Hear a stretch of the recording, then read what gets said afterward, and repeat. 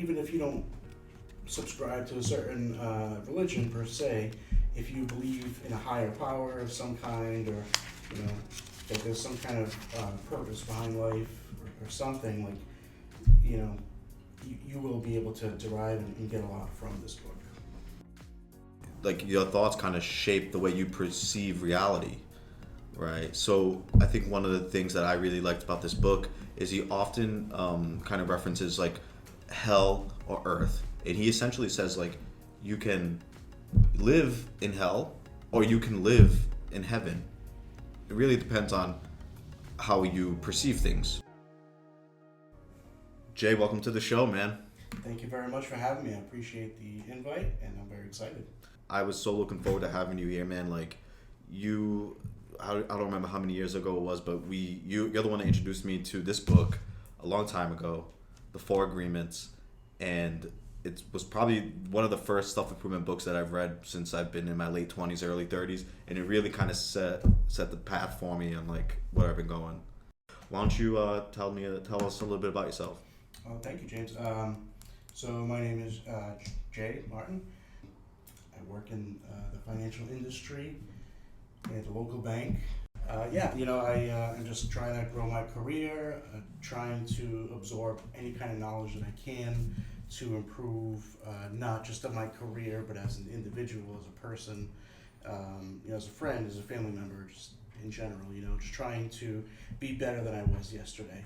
And, this book was actually introduced to me through a cousin of mine, and it really helped me too. And what I love about this book was that it's really an easy read, although it's put simply, but it's deep, certain topics. And I'm all about that. I'm all about learning and bettering myself. I've been reading not just this book, but there's quite a few others that I've read along the way, self-help wise, and also I've been really digging into the financial books and just trying to learn a little bit more about that, because working in the financial industry, I also have a background in accounting and whatnot, and I just try to learn a little bit more about that, and just never assume that I know everything. Well, so yeah, man, we're gonna jump in. We're gonna be talking about the Four Agreements, written by Don Miguel Ruiz.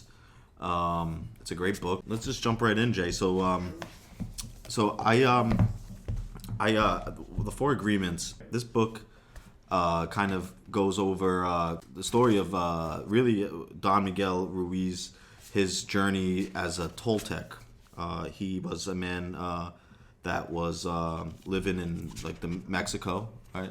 He was born there, yep. Yeah, he was born in Mexico, and he found this really is like a sort of a religion, right?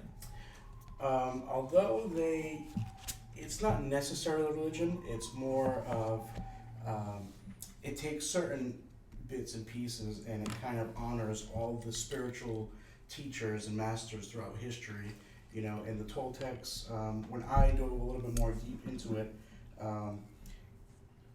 his parents were actually like Toltecs, and it's like the Toltec wisdom is, this is a quotation directly from the book, but he says, thousands of years ago, the Toltecs were known throughout southern Mexico as women and men of knowledge. Mm-hmm. So it's more of like a passed down kind of through generation, and his parents happened to have been part of this lineage, and that's how he was introduced to these teachings, if you will.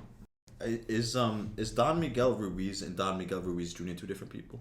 One is the father, one is the Is son. this the father that wrote this book, or is this the son? Father, yeah. Okay.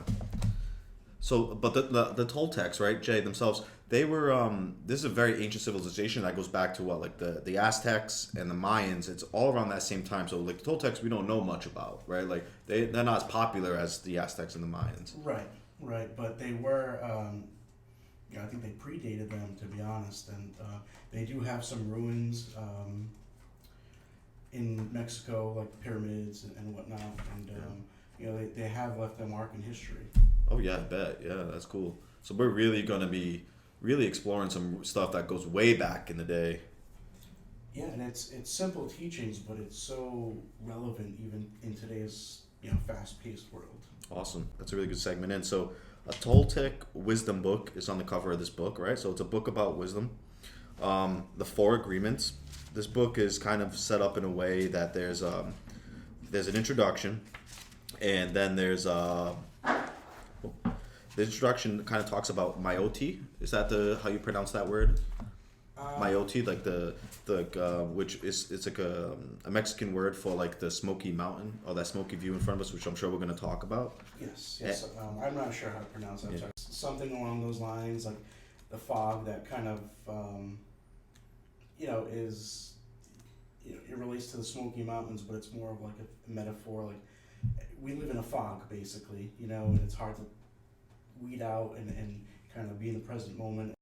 He kind of introduces these concepts, right? And then he has these quote unquote four agreements, which we're gonna break down a little bit and discuss them. And they're all things that we can take and apply to our lives, I think. And then it kind of summarizes things at the end with like an idea of essentially like how to create your own heaven on earth, which I found was interesting. I whether you're a religious person or not a religious person, I think you can get a lot from this book. But I think if you do have religion and you do have if you are very anti-religion, this book might not be the best book for you. It's good. Or maybe so. Maybe that doesn't make any sense, actually, because like he does say, doesn't matter. Something created this universe, right? Right. We're all in this together, and it's not necessarily and that's what he means by it's not necessarily religion, but it kind of honors certain things. Yes, he talks about God a lot, but if you look at throughout history, at the teachings of Buddha and all these other great wisdom teachers throughout history,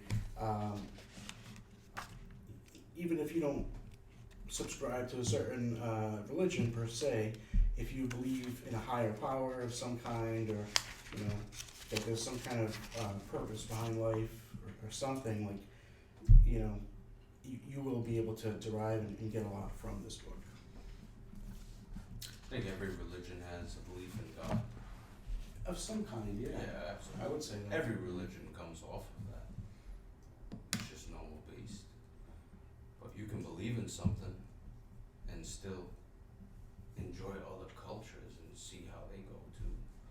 Just because we believe in Jesus Christ and God, that's it. That's what it is. It has to be that. That's it. It's not true. Of course, right. There's other beliefs too out there. Everybody believes in a religion. Some people believe in their own religion. Yeah, that's true, right? Yeah, let's do it, man. So, we create our own hell.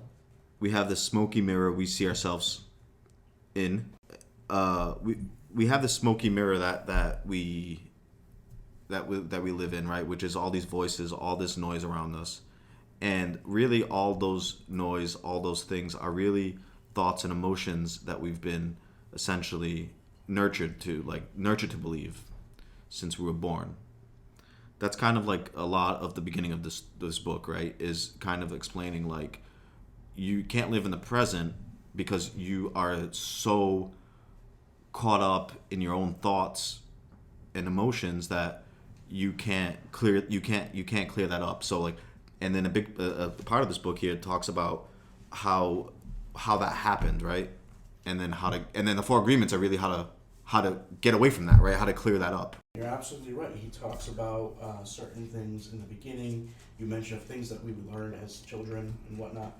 And he opens up the book after his basic introductions and talks about certain things. Before he even gets to the four agreements, he talks about the domestication and the dream of the planet. Okay. Now, the dream of the planet, it's just as you were describing before, where it's before we were born, humans before us created this big outside dream that was, comprised of all these little other smaller dreams, right? And what we know it as today is like a society. And within the society, we were taught everything from our beliefs to our laws, our culture, governments, schools, so on and so forth, like everything. And the whole domestication part of it is that everything that we've learned, we've agreed. You know, we agree with what what was passed down to us, and it's right from the time that we're born. Like, just like you said, they teach us words. They teach us how to say mom and dad and milk and bottle or whatever. And they teach us how to behave. And over time, you know, as we grow up, we had these thousands of agreements that are so deep rooted in us that's just our view of the world, and it's kind of what shapes our personality.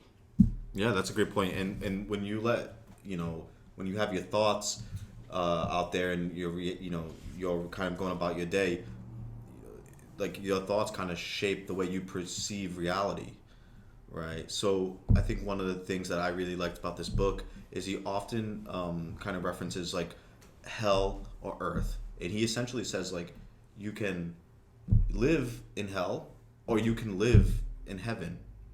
It really depends on how you perceive things, and that's a very common thing in like self-help books. But in this book, he kind of goes into a little bit more, tells us how to do those things, right, with the 4 agreements. Yes, you know, we've been shaped, we've conformed, agreed to all these agreements, and he talks about the inner struggle of how hard it is to break agreements, and he actually goes into that later on in the books after he covers the last agreement, you know, and each one of these things, they have a certain purpose, and they're built upon one another, and then just these 4 things, it sounds so simple, but it just takes discipline, you know, and that's the hardest part about it. Mm-hmm. That's it. It boils down to that, really. Okay.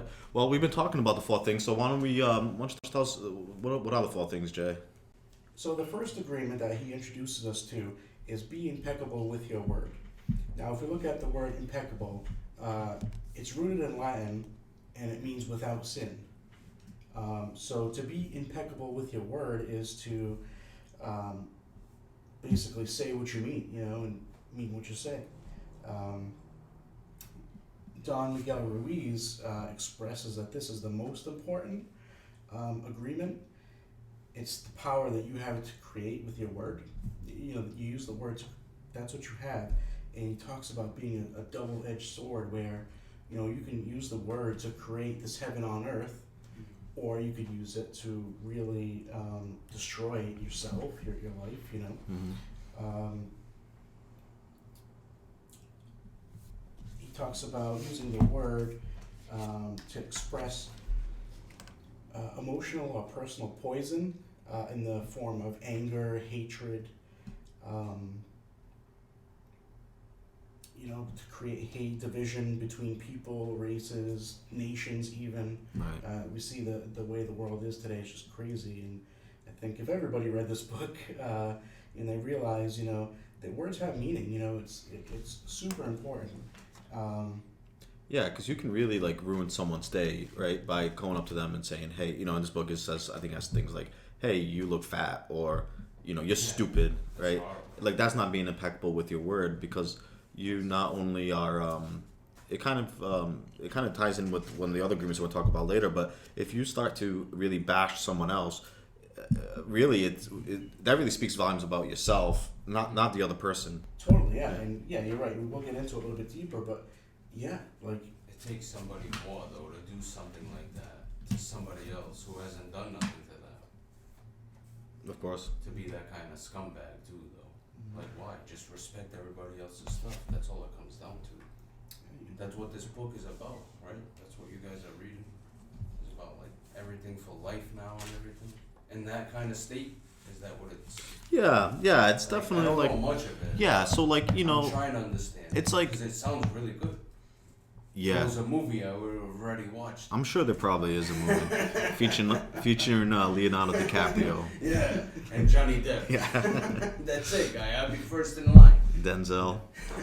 man. Yeah. So yeah, no. I mean, Brian. Yeah, just to kind of set the context, right? Set the background, because you're like, you know, you're not you didn't know anything about this book or what we were doing before we But came I know here, right? things of it. Yeah. Well, now you know already a little bit.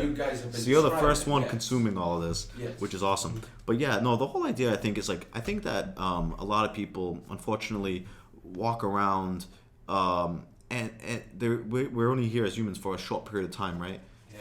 And we walk around and we're upset about things that we can't really control. True. And that is like, I think, a reminder of what this book is saying, like, hey, you are in control, and if you do it the right way, like, you're in control. Like, just do it with discipline. There's always a good way and a bad way. You need to, if you choose both, then you have to make both work. Right? Yeah, absolutely. How it goes.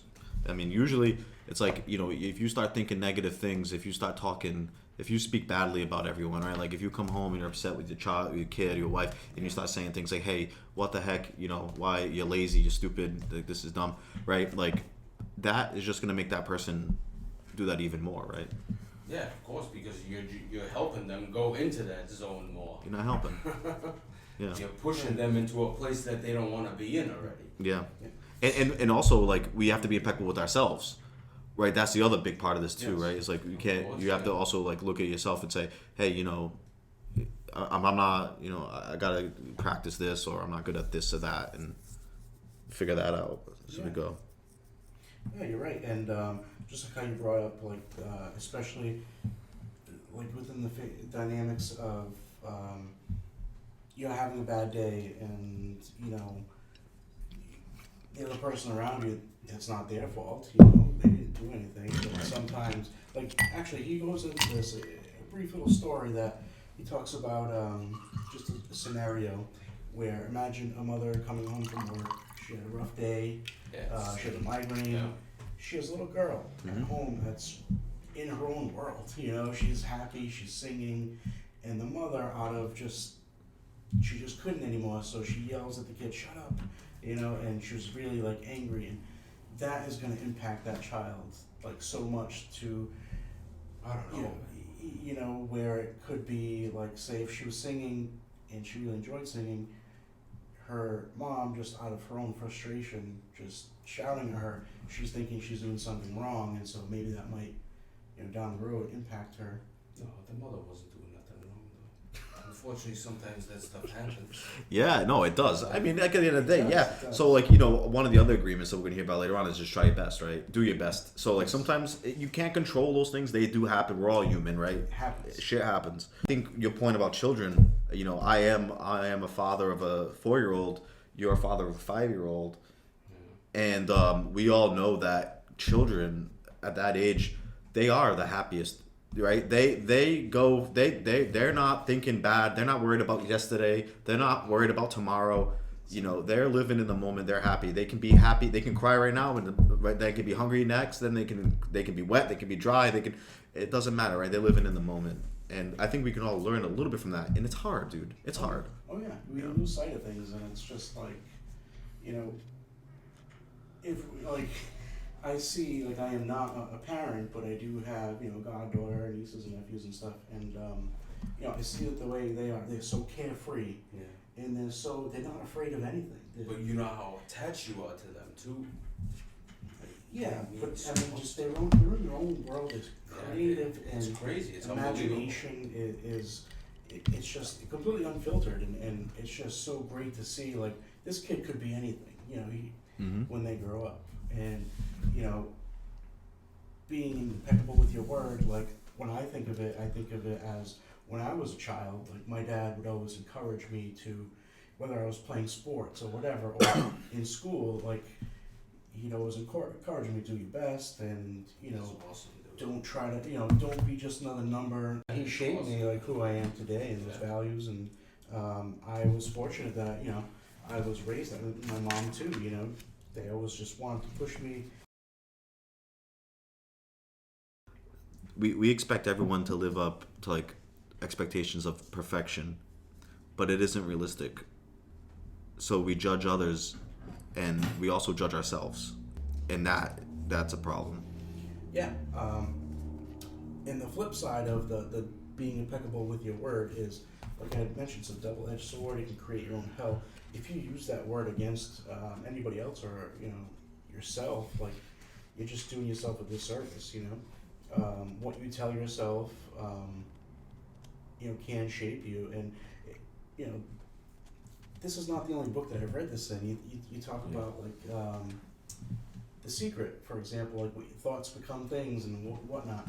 But if you use the your words negatively, eventually, these thoughts will become your personal reality and won't be so great. And if you walk around like I'm so stupid, I'm this, I'm that, and use that word against you, then eventually you will become that. The Toltecs, the big thing is we're living in a dream, right? That's like their big thing, like their big motto. Yes. We're all living in a dream that we control. Yep. And once we can control that, we can essentially live a new dream. So subconsciously, like at night, we sleep, we're living this dream, right, in our minds. But consciously, that during the day, our thoughts and our emotions are controlling our dream, our conscious dream. So they talk about how this is all a dream, and I think part of it going back to the fog, right? Mm-hmm. Getting through that, once, the goal is to get to that new dream that the Toltecs, and these agreements can help you get there. So the second agreement is don't take anything personally. Now this is really, really difficult, in this day and age, you see it all the time. Everybody's very sensitive. You see people getting canceled and whatnot. And I don't know, how he describes it is when you take things personally, that's like the maximum expression of selfishness, because you make this assumption that, oh my God, everything's about me. I'm the main character in the story, so it's got to be about, in your own perspective, everything's about me. When you take things personally, you're just like, oh no, this person said that just because they wanted to hurt me. And whether that's true or not, if somebody intentionally sends you that emotional poison, you don't have to take it. You don't have to suffer. You can just whatever. In fact, when you approached me with this podcast, I thought, like, all right, certainly I'm going to reread this book because it's been a few years. I've read so many other books along the way and stuff. Let me just, And at that time, somebody actually did intentionally say something to me that I was just kind of thrown off guard, and I had mixed feelings in the moment. I disagreed with them, and then I just tried to flip it where I just tried to make a joke out of it or whatever, and they doubled down with something ignorant, and I'm just like, okay, whatever. And I ran into this person like 8 o'clock in the morning, 8:30 in the morning. I'm like, wow, that sucks. Like, I feel bad for you because you're already that negative in your mindset that early in the morning. Like, the rest of the day, it's probably gonna be horrible for you. I feel bad for you. Like, I didn't take it personally, and I didn't eat that poison. I didn't suffer for it. I just kept on going along with my day.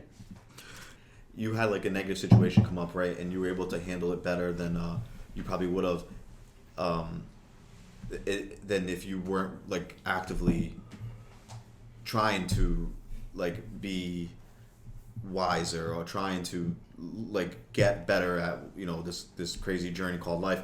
And like, because that happens to me all the time too, right? Because like if I'm not actively like reading this, it's so easy to read something and forget it, right? Like you don't practice it. But if something comes up, like if I read a couple chapters of this, a couple like 20 pages of this book in the morning, and something happens in the afternoon, I have a much better chance of handling that positively than if I just didn't read it that day. So I think that's another positive thing, because I actually had a recent experience too, like where I was like, oh, 4 agreements came to my mind, and I was able to handle it a little bit better, right? So I think that's also a really good thing about listening to like podcasts like this and picking up books. It sounds cliche, these self-help books, but they really do help. And at the end of the day, it might not feel like it. Maybe you didn't call somebody a jerk that deserved it, but what would that have done anyways, right? Long term, that person that you called a jerk, they don't even deserve that type. You don't need to waste your energy on that. Right. And then, but that's just one part of it. The other part of it is doing the right thing to help people, right? That's the kind of situation that I was in. I actually was able to help someone that I was like, tired, I was exhausted, but I was like, you know what, I gotta do the right thing. So I busted up the energy because like, reading this book and trying to do the right thing, So Yeah, don't take anything personally. Yeah, so like that to me that's like, you know, that whole thing with like it really, you know, what does that reflect on somebody else when somebody is trying to attack you? Completely agree with you. It's hard not to take things personally, but just realize, and what this book helps you realize, is that, you know, it has nothing to do with you. It's about that other person, that other person's poison, you know, their own emotional poison or whatever you want to call it, their own demons, if you will. Mm-hmm. And that's just projected onto you because they're having such a miserable time or a hard time in their life. Or in their dream. Or in their dream. Right, in their dream. And it's maybe they are living in a personal hell. That's the nightmare. They're living in hell. And it's funny because it's like, you know what I just realized at this very moment is that for so many years, and see people at work, and it's just like so like second nature, and it's just like, oh hey, how you doing? Oh, I'm living the dream. You know, I've never heard like anybody say, like I say it all the time. I'm not too masculine to admit that, you know, I do have emotions, and you know, in society we're taught, right, these agreements, like, oh, you're a man, you don't have emotions, you know, you can't show weakness, and like damn, like I have feelings too, you know. No, it's true, yeah. You're right. But you gotta learn not to take certain things directed at you personally, because it's really, Tell you, if you're doing the best that you can. It's just somebody says projecting something wrong their to stuff you, onto you. right? If they call you a name or they say something wrong to you, there's already something wrong with them. Because you're a great guy, so who wouldn't want to get to know you? Yeah, exactly. Thank you, Like, Brian. it's their loss I in am the just end. a person, just like anybody else. I got my flaws. I got Of things I course we excel all at, do. and things that I'm just continuously trying to grind and get better at. In this book, right, again, it's a very like simple book, right? Like we're not gonna go through all of it, you know, but people, but like yeah, this book, it's definitely worth the read. It's a super easy read. And again, it was the first kind of book that you got me going on this book, maybe what 5-6 years ago, Yeah, right? I think a while ago. yeah, it was a long time ago. This book is that old? This book is very old. So Jay showed me this 6 book. years ago you got introduced to this? Yeah, God it might have been longer damn. than that. God damn. It might have been before that, and like this was really the first book that must got be me a started. Really good book if you guys are talking about it now. This was published in 1997. Yep. So the third agreement, Jay, don't make assumptions. I found this one to be really helpful, especially where it's like, you know, in many different facets of life, with your spouse, with your family members, your friends at work. We find it hard to like sometimes be so clear and straightforward with things, right? It's hard for us to say no to things. It's hard to clearly communicate what you want.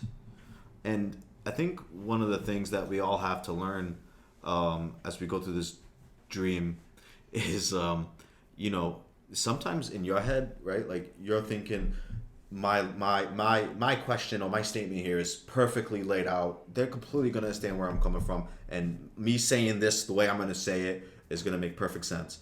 But that's not usually the case, right? Like people that live in their own thing, dealing with their own assumptions. So I think with don't make assumptions, right? This third rule really comes down to not being afraid to clarify, ask questions, and be honest, be straightforward. Oh yeah, I totally agree with that, and he does go into that where, you know, don't be afraid to ask those questions. You know, until you get the you know what that other person is trying to say. Ask all whatever you need to understand what they're trying to communicate to you, so you don't create this whole grand assumption in your head and say, oh, they must mean this, and in reality they mean something entirely different. You know, and you brought up like with your spouse, or you know, and he talks about, you know, making assumptions in your relationships. That's just asking for trouble. Like just because you know you're with this person day in day out, you form these assumptions that like, oh, they know what I must be thinking. Yeah, you said it so well. You know, like they're not a mind reader. Right. Nobody is, you know. So not making assumptions, you kind of, in a way, you just don't place your own expectations onto somebody else either, you know. Like, for example, like a husband and wife get into an argument, and she's just like, "Oh, how could you have done this? You should have known better." And it's like, how is that person supposed to know if you didn't communicate that, which that's what you were looking for, that's what you needed, and kind of like she, in that example, the wife was upset because the husband didn't do something, X, Y, Z, whatever it may be, and she made these expectations, like, and assumptions, like, oh, he's gonna do this because he knows what I want, what I need, or whatever, but she didn't clearly communicate that to begin with, and I think communication is everything, really. I mean, 100%. it's everything. How we communicate with not just a spouse, with friends, coworkers, family, everybody. Yeah. Everybody that we are so lucky to share this time on earth with. Limited time. You just have to communicate as clearly as you can. And yeah, you're right. If you don't understand or what have you, ask those questions so that way you don't set yourself up for this whole big drama that doesn't have to be created if you just understood one another. Right. Yeah, they he mentions here like black magic and white magic, and it's like the black magic is really like, just to kind of summarize like where we're up to, right? Like, so we've talking about the Toltecs, this ancient group that's been around for hundreds of years, and there's ancient civilization.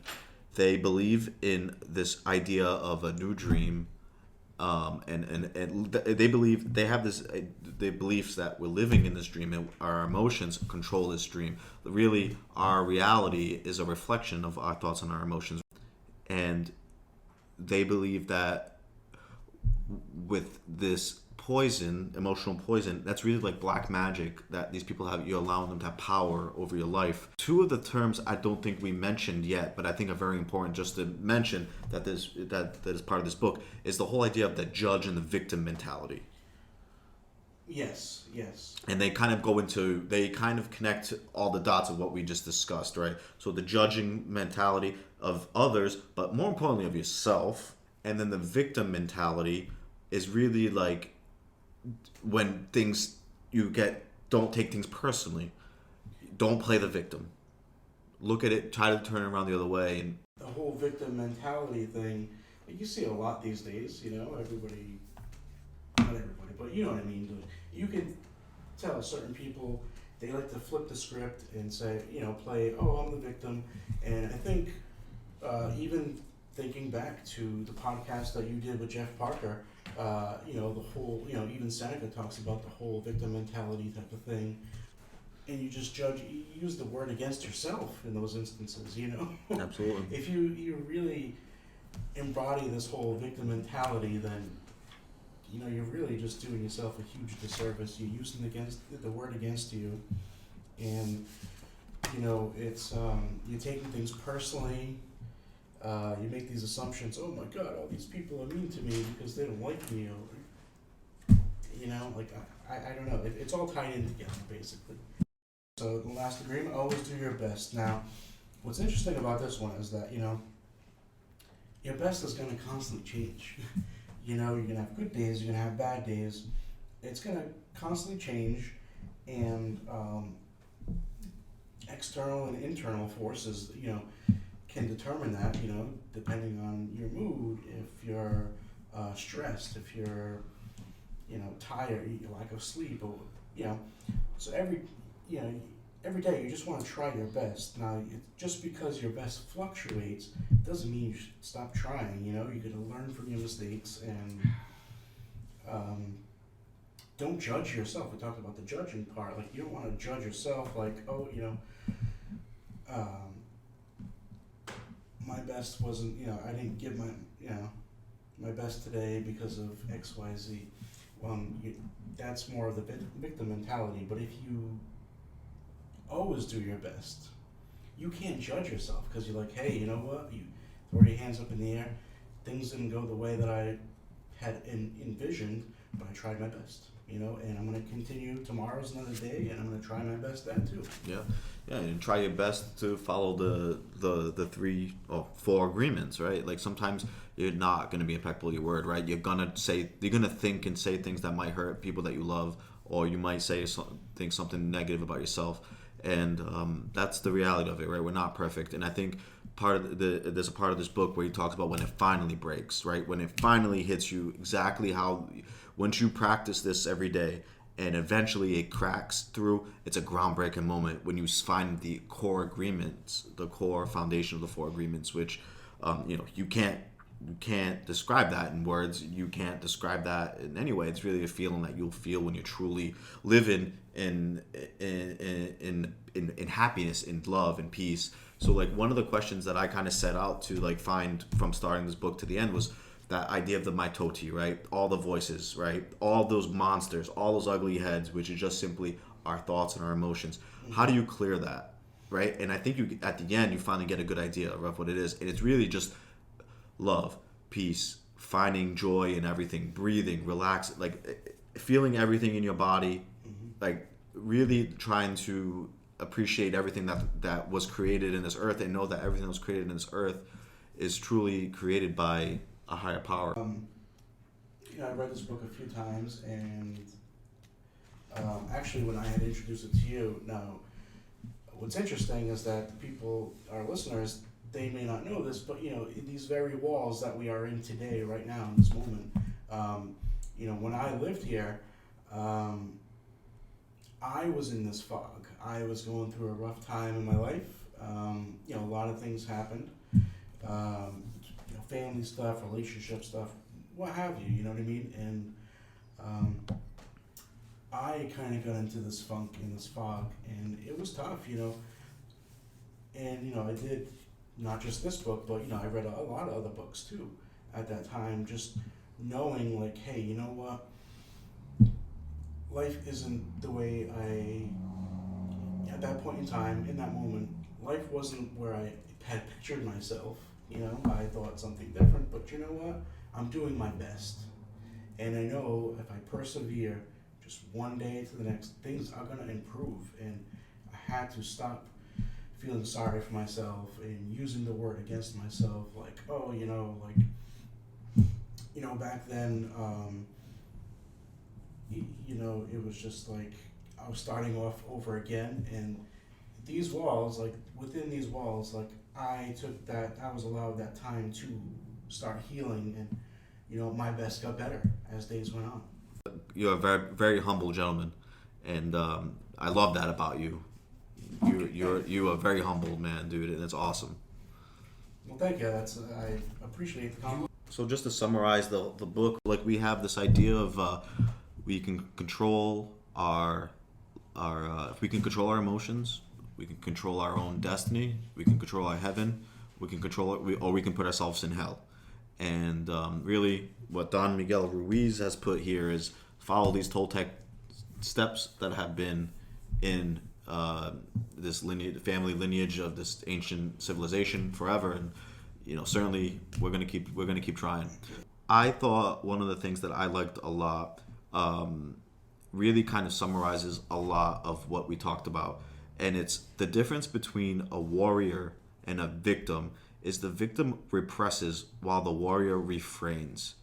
And I thought that was huge, right? So the victim represses, meaning the victim, so that kind of goes with not being able to communicate. So the victim will not say anything. The victim will not communicate. The victim will just absorb it, let it simmer, let it boil, and it's not good for anyone, right? Not able to communicate, right? Number 3, don't make assumptions, right? And then the warrior refrains, meaning the warrior does away with it, right? The warrior doesn't take it personally. The idea of like the angel of death kind of way, right? So like how do we break out of this, right? How do we clear up this mitoti?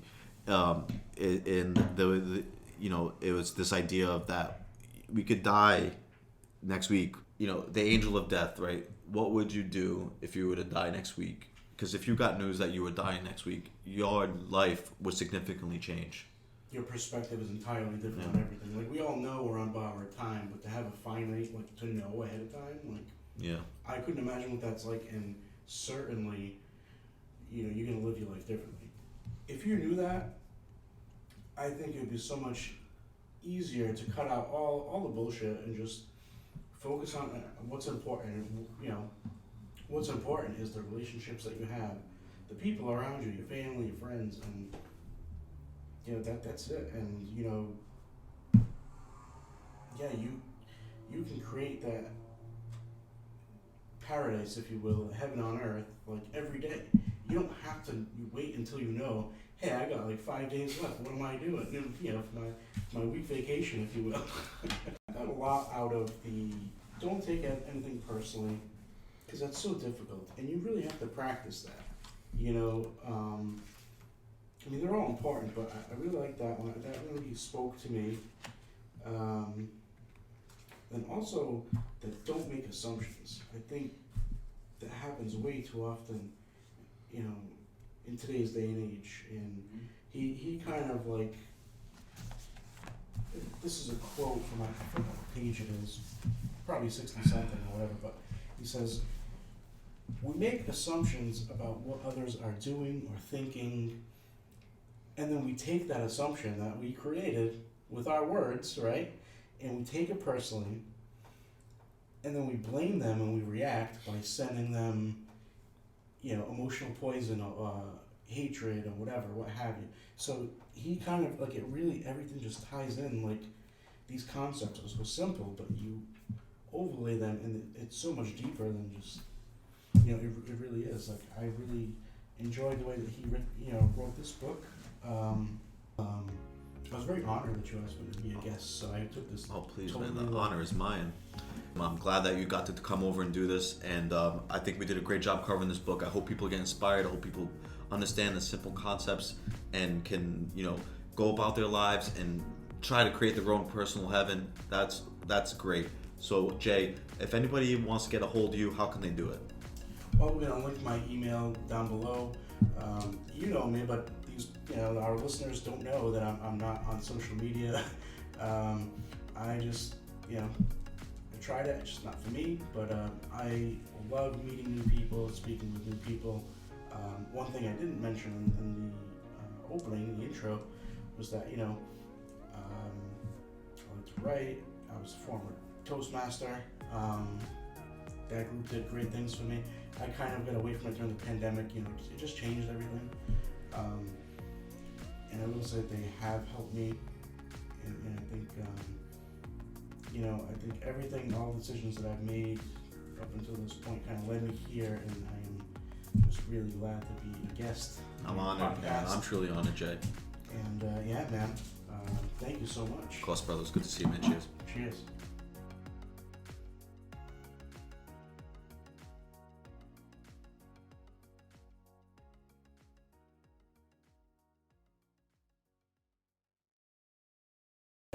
It was important for me to have you do this with me, man, because like out of all these self-help books that I read, the first one that I read was this one, and you're the one that gave me the book, right? Like you let me borrow the book, and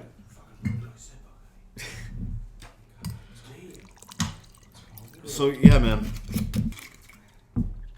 And again, Jay, this is supposed to be fun, right? Like, so don't be too nervous. Because I'm probably more nervous than you are.